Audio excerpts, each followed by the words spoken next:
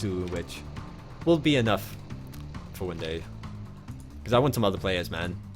I really do. Okay, so here we are, everyone. Jump into game number 2 of this best of 3. Spawning down to the bottom left. Currently 1-0 up. Winning in fantastic fashion in game number 1. Representing, of course, KT Roaster. It's TY. And his opponent's pointing down to the bottom right, of course. Losing game number 1, wants to come back and win it with a 2-1 scoreline. Representing SKT1, it's soO.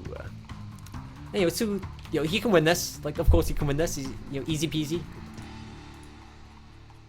Easy peasy. It's like if he can literally get into 4 finals in a row in GSL and then finally win a Casper Cup this week, he can win this. He can win it. Like, there's no stopping him. The Don himself, the second placer. Okay. So, we do have Cactus Valley.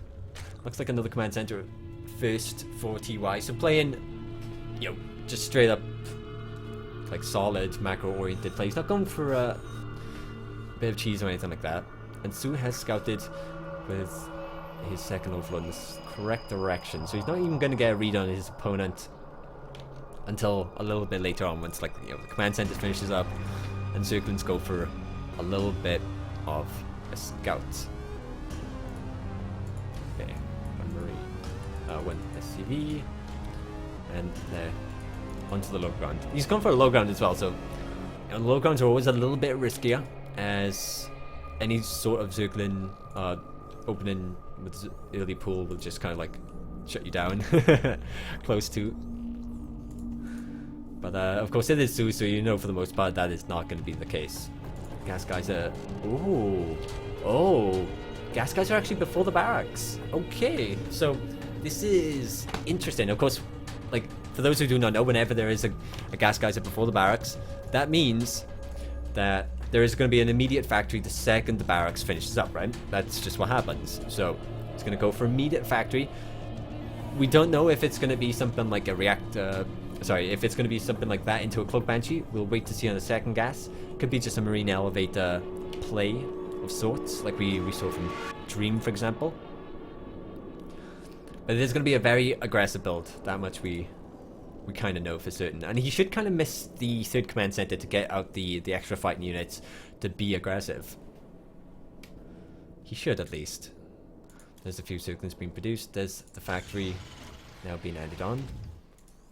Reactor will be a little bit late as well, of course, because the 100 gas goes straight into that factory. And 4 Zerglings do get produced here. Wait, this overloads... Oh, okay, he's going for this spot right here. Right? Yeah? No? Where are you going? Oh, okay, he's going for that one. I was really confused then, but it's a bit hard to tell with the rocks.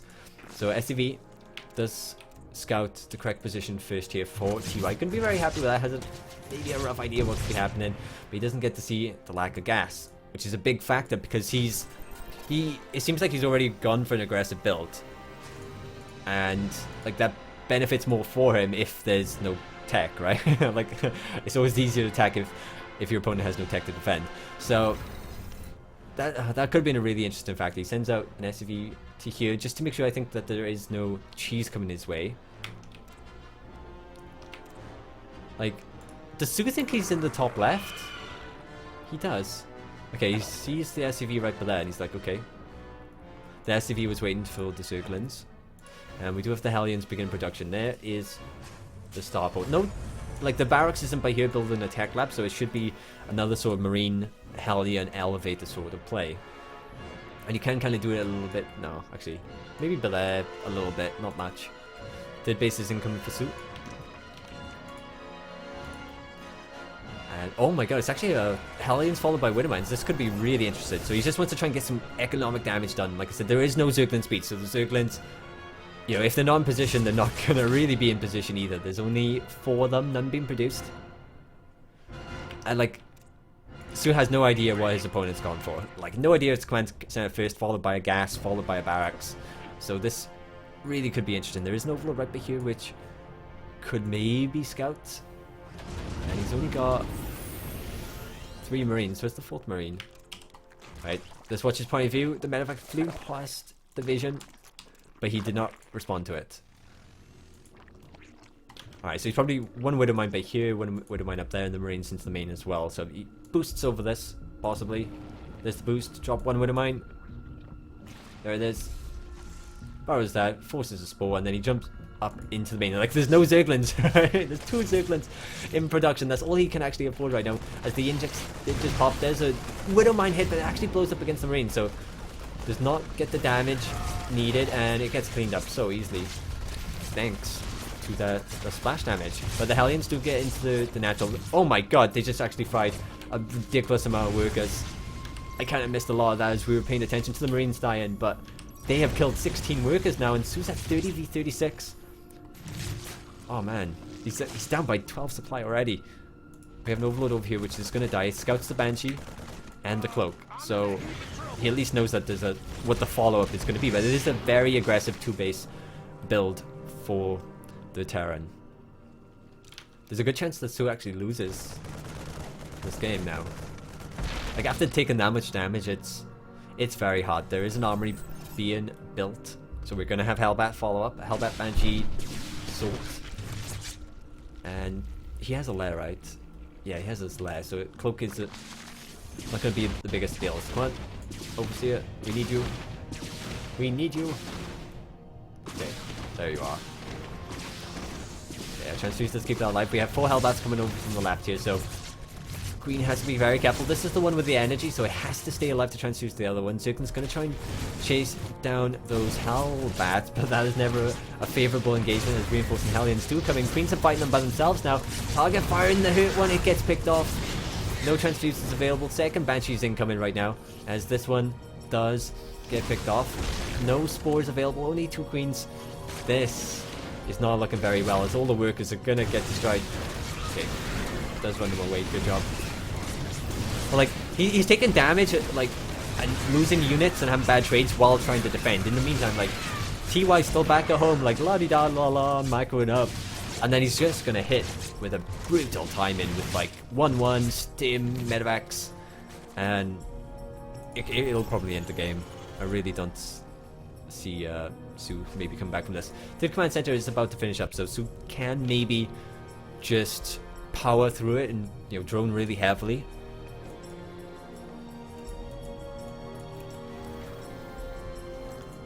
Okay, and maybe waiting for a counterattack of sorts. So he's going to wait for the units to run past this overload, and then he's going to run straight into the mineral line in the natural, I think. So it's a very smart idea. It's something you want to kind of do. Because the depot should stay down, because the units should just rally across the map. So it does create an opportunity that the soO could go for. The Banshee... Oh man, 27 kills now. This one only had 2 kills, so it didn't really get that much. It was just the Hellions, and I think that Widow Mine actually had a couple of kills. So we have the Spire. Everything's kind of calm now, so soO's not in the worst of troubles. It's just gonna kind of snowball, I feel. But he can get some good damage done, you know. If the Spire goes unscouted, if he saves up a chunk of gas, he's at 800 already with 6 gas geysers, so in the next... Oh, actually, it's only 5 seconds away, so yeah, he's gonna have like 9 meters or 7 with the +1. Yeah, he does go for the +1. So, you know, if he gets into a good spot with those meters, gets some good economic damage done, he could surprise his opponent, but we do have a double medevac drop incoming right here. The unit's not that far away. He's got really good reactions. He always pulls his workers so fast. Gas Geyser does get sniped. So, what's happening here? Banshee, okay. Oh, there's no Spore. Spore does get picked off now. The units, they should get picked up. Yeah, it's gonna get picked up. Fly away, the Banshee. Oh my god, it's got 9 kills. The meters stop popping. It flies out of vision of the Overseer, and it does survive. Oh my god, that's brutal. No Spores.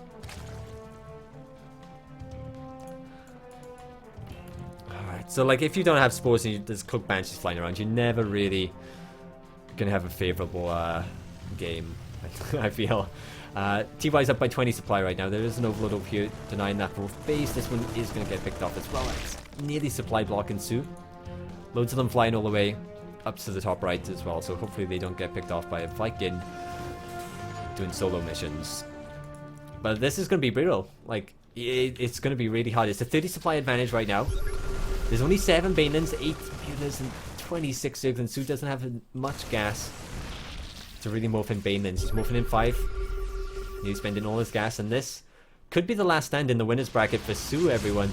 The Evo Chamber's kind of forcing a choke. Queens are at the front, trying to take the brunt of that damage. Muta's forced to pick up. Ooh, not a good connection on that Widowmine. And, oh, that one was. 10 Zerglings is a very nice trade there. And soO cannot engage into that. Are these overlords flying to every base or something? To go creep? Go poop that creep everywhere?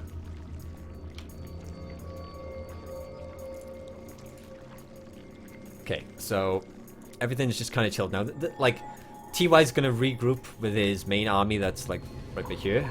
And then he's going to move out again. He's kind of just testing the waters right now. I think he wants to force a pickup onto the medevacs. So the mutas chase them down.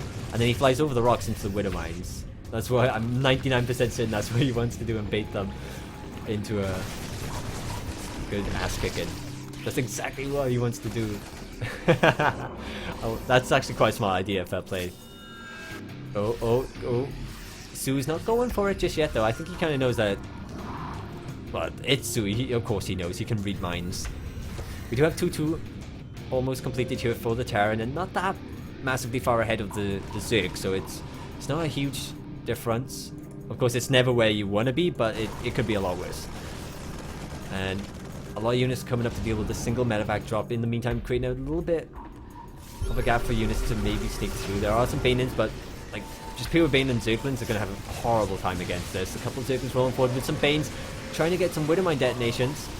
And the creep does get cleaned up. We could have a big flank if soO really wanted to, but it looks like he's going to go for a straight up fight. Like, he's 40 supply down, and he's still scaring the crap out of TY, which just shows you the type of caliber that soO is. He's just like, TY's like, nope, I don't give a crap.